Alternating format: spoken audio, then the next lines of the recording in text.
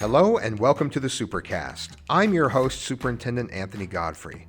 He is a kind, compassionate, and caring special education teacher by day. However, when he's not in the classroom, this teacher is in the weight room, defying normal human strength with his deadlifting abilities. On this episode of the Supercast, meet Sheldon Russell, an incredible teacher and world record holder in deadlift weightlifting. Find out how Sheldon has defied the odds in life and is inspiring others around him every day. We're here at West Jordan High School with Sheldon Russell to talk about a world record that he holds. Sheldon, thanks for taking time. Thank you. Now, first, let's talk about you as a teacher and educator in Jordan District. Tell us a bit about your career. Well, I've been all over the place, and I did some administration for a while, did teaching, special ed, and I decided to go back to doing what I love, special ed. I'm a lot older than I look. I've got a few years left, and I thought I'd finish doing what I love to do. That's great. And tell us about your current teaching assignment. I teach life skills at West Jordan High School. High school students with kids with intellectual disabilities, autism, multiple disabilities. It can be challenging, but it's fun. It's hard to come by life skills teachers. Explain to those who may not know what a life skills class is, what's involved. We work on a lot of functional skills, so there's kids that may need help with reading or writing or math. My students need help in all facets of their life, so they will require on some sort of they will have some sort of dependence on people for the remainder of their life. Our job is to help them become as independent as possible. Some kids were working on writing numbers, other kids were working on finishing their math homework. But we deal with students with autism, Down syndrome. We have kids with physical disabilities, impairments, hearing impairments, vision impairments. It's kind of a challenge, but like I said, I enjoy it. And how many students are served in this support classroom? Okay, so we have 24 students in our support classroom, and we have 2 teachers in there, and we have some assistants that help us out as well. It's a really important program, and you have peer tutors, I assume, as well. We do. Peer tutors come and help throughout the day, and they do a journal each week, and it's interesting reading what they write. And I found this in my life, not only in my life, but I've noticed it with these kids. I'm an educator, but I get paid to learn every day. Working with kids like this give you a lot of perspective on what life is really all about. So, yes, I'm an educator, but I consider myself a professional student right now because I'm taught about life and perspective every day. That's true for the peer tutors that get to be part of your class as well. It's a really important program. Yes, the peer tutors are there to help the students who are in the support classroom and need the help, but I think they learn a lot about life, a lot of perspective, yes, and develop some deep friendships themselves. Absolutely. I see some kids that have their own challenges as peer tutors themselves, but they come in our room and it brings out the best in them, and they learn a lot about life. And this is my little plug for anyone who wants to go into special education. I tell all my peer tutors, it's a good field to be in. Yeah, absolutely. And wonderful things happen in our support classrooms in Jordan District. We've done a couple of Supercast episodes in support classrooms. So thank you for filling that role and taking care of those kids that need it the very most. You're welcome. Now let's talk about your hobby. It's hard to call it a hobby when you have reached these types of heights with a world record. How did you get started in weightlifting and when? I was 7 years old. My mother started dating my stepfather, and he was actually a bodybuilding promoter. And a bodybuilding promoter? Yes, he was. Wow. Back and you in were the day. 7, and what did he tell you? It's too late almost, but let's see if we can get you started. Yeah, kind of. Actually, everyone was a big Arnold Schwarzenegger fan back in the early 80s. Yes. And I watched Conan the Barbarian, and I thought he was the coolest guy in the world. And I even grew my hair out long when I was in the 5th grade, and my dad called me Little Arnold. And so I picked up a weight at 7 years old, and then I never stopped. And he was here to pump you up. Exactly. That's right. Yes. Okay. You picked up what size weight did you pick up when you were 7? When I was 7, I had a little hollow bar with little 5-pound cement dumbbell or plates on each side, and my dad put me through a little exercise routine, and then once I hit about 15, I started going heavy, and I've done it for 40 years now. Wow. Yeah. So I did powerlifting. I don't know if you remember those days. I do. Powerlifting, bodybuilding, and I got sick of eating chicken, broccoli, and brown rice 6 or 7 times a day. So I was always strong, and I always thought I'd compete in the bench press. But I had a friend who got me into. He says, "Hey, come pull with me," and I go and pull with him. And the first time we pull together, I pull 600 pounds. He says, "Hey, you should compete," and then the rest is it. I've been competing solid for 3 years straight now, and we've done quite a bit. There's more than one world record, but more than one world record. Yes. I was selling you short. Tell me exactly what is a deadlift. It sounds like zombies are involved, Yes. but what is it? What is an actual deadlift? Well, you feel like you're going to die when you lift it, Okay. For sure. But you basically go down to the ground, and you basically straight arms and pull the weight up and stand up with it. So these are the guys who lean over or crouch down, pull up the weights, and you just have to stand with the weight, and then you drop it to the ground. You do not drop it to the ground. You don't drop it to the ground. If you don't, you can while you're training. Well, I but always if you drop it to the ground when I'm deadlifting. Yeah. You don't drop it to the ground, or the lift doesn't count. It doesn't count. So you have to put it back down on the ground. So you pull it up, put it back on wait for the judge to wave his hand down, and then you put it down on the ground. So he has to show that you got it high enough Yes. for long enough. Yes. And then you set it back down. Yeah. So tell me, is putting it back down harder than it looks? After you've strained yourself, sometimes yes. I first time I ever deadlifted 700 pounds was in training, and I tweaked my back doing it, but it was still awesome. But I tweaked it putting it down on the ground. Now, when you demonstrated that just now, you had one hand facing back and one hand facing forward. Is that how you lift? That's how it's called a mixed grip, and I do lift that way. There's all people that do double overhand, and then they do a hook grip where they take their index finger and hold it over their thumb.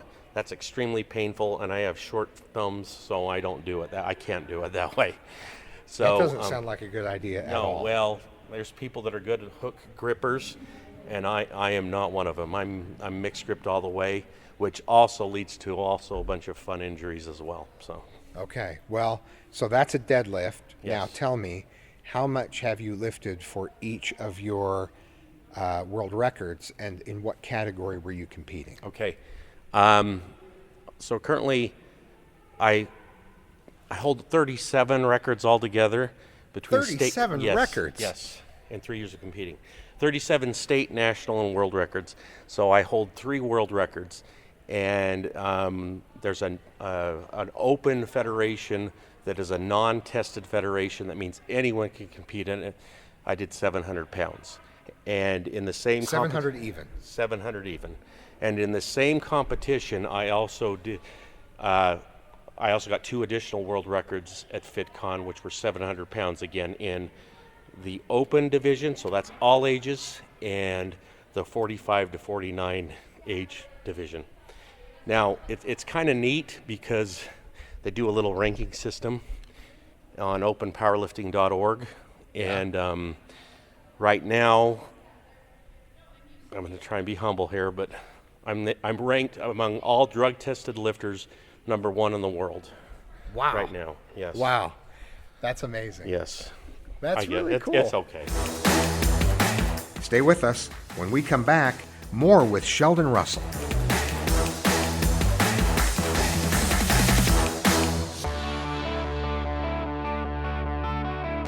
Hello, I'm Sandy Riesgraff, Director of Communications for Jordan School District, and we want to invite you to connect with us. So many exciting things are happening in your child's school, your neighbor's school, in every school here every day.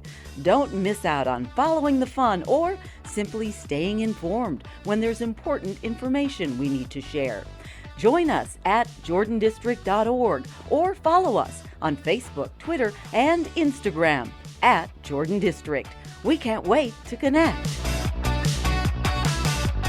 When did you realize that you were really good at this? Not just that you liked it, but that you had the potential to hold a world record or 3 and to really compete? Well, I was always really strong. I just never considered powerlifting. It was when I went with my friend that one day and he taught me, because I used to be able to just casually pull 600 pounds off the ground, but my form was atrocious. I was using straps, which help you hold on to the bar. It was when I learned the techniques a little bit more and then immediately thought, wow, I could make some noise. And then first competition, I do 600 pounds and we get 3 state records there in the USPA. And then I thought, okay, here we go. Now it's going to be fun. And then a few months later, I did 655 and then I fought forever to get to the 700 pound club because it doesn't count unless you do it on the platform. So it's kind of cool. So do you do bench press and deadlift, or is it only deadlift at this point that you're focused on?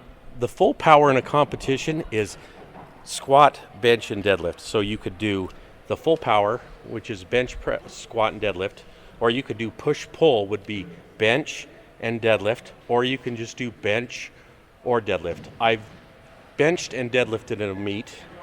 I want to do a full power, but I'm too old and it hurts, and so I do the best I can. So one day I will do one. I'll probably be really conservative with my numbers, at least on squat, and then we'll see what happens. But I have benched in competition. Yeah.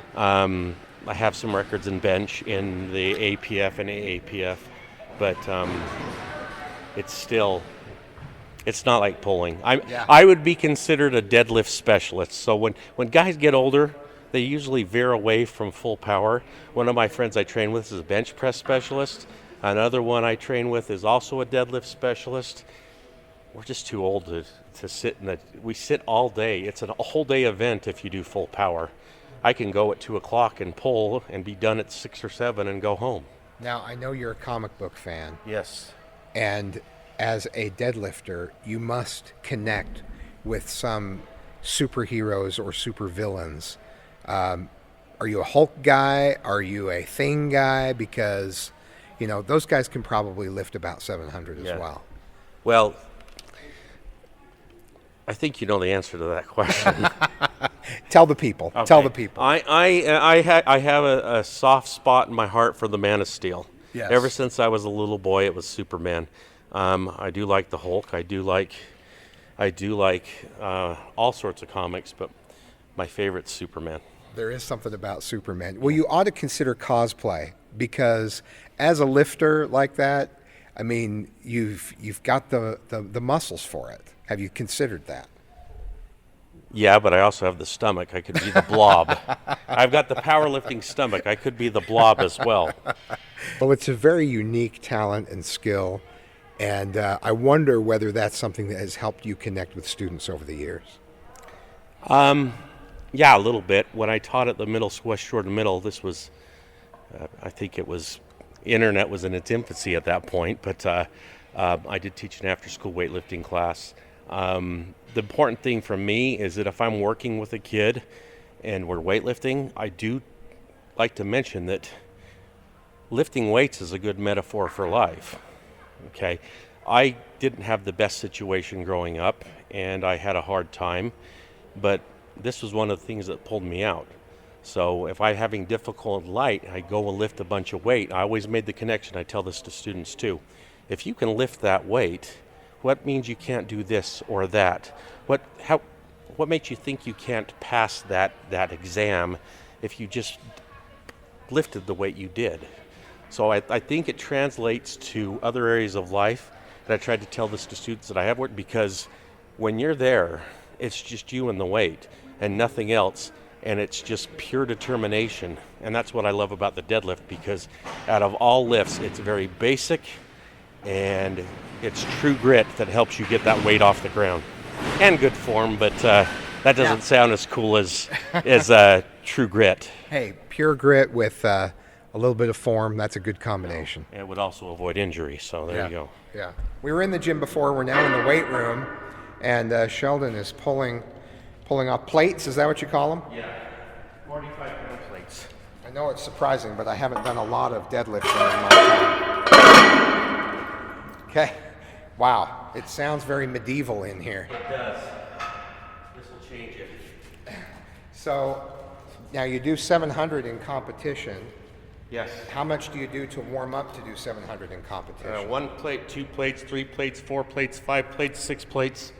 Then usually I open up around 6:30. Yeah. Then I go to about 670. Then I go to 700. But my goal is to be able to do what I can actually do at a competition. I've pulled 735 pounds in training. So it's a lot different than competing though. Right. So each of these plates weighs how much? 45 pounds. How much does the bar weigh? 45 pounds. The bar is 45 Yes. pounds? I thought maybe I could do the bar. Okay. All right. Let's see. You have more plates to put on to get to 700? Do you want me to demonstrate the lift? Let's do a mild lift and avoid any workers' compensation, shall we? Yes, let's do a mild lift. And these are the clips, right? Yes, that hold the weight on. You want to make sure that, you like my shirt, deadlifts build character. Yes. Okay. What is the lingo associated with lifting here? Those are plates, those are Plates, clips. Clips, barbell. This isn't even a real deadlift bar. Yeah. This is a regular barbell. I use a Texas deadlift bar that bends really well. It's about $400. Oh, so it does bend in the middle. It does bend a little bit. It has some give to it. My wife's going to listen to this later, and I'm sorry, the bar did cost $400. It's better to ask for forgiveness and permission. Exactly. So, okay. Well, we're right. going to step back and take a look here. Okay, so if you've noticed, you want to wear either, like I'll train barefoot sometimes, or there's like slippers called deadlift slippers. You want to have a shoe that is as close to the ground as possible, so you can clamp into the ground, and then if you can't, so you can dig into the ground. You don't want cushion on your feet because you want a stable base. So I'm going to walk up right to the bar. Okay. Make sure your weight are on your heels, and you want as quickly as much as possible to be as close to the bar as possible. Then I'm going to grab and cinch in, make sure my arms are even. So I'm going to just grab and wrap around, and then I'm going to go up. Okay? Then they'll say down, put it down. The most important thing, you keep that weight next to you, and like you're almost standing up from a sitting position. You don't want your back around, and you want your head up, so to avoid that backgrounding and injury. I've seen some pretty bad form. I've even had that pretty bad form. That wasn't the greatest form in the world, but I've come miles since I started, so. Yeah, great. It's impressive just to see the technique that you applied. Have you ever lifted a car off of someone that was trapped underneath? Because it seems like you could. No, but I have done a car deadlift before. Those are fun. You have done a car deadlift? Yes. So how does one go about a car deadlift? They put a little contraption underneath it with handlebars, and then you just go to it and pull it up, do reps. What kind of car did you lift? I can't remember. It was a white car. It was a mid-sized sedan. After you've lifted a car, everything probably goes white. Okay.